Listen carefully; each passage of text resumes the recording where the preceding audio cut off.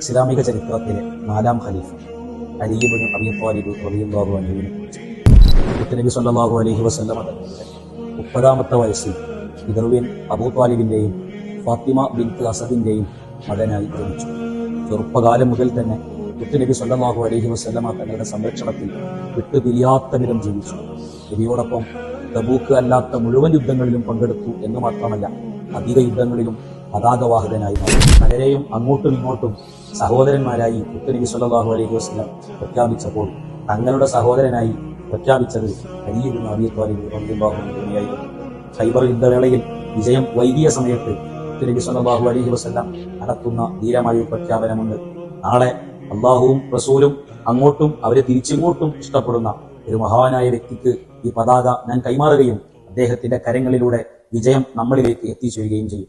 ആ പതാക കൈമാറിയത് അലി ഇബ്നു അബീ ത്വാലിബ് റളിയല്ലാഹു അൻഹു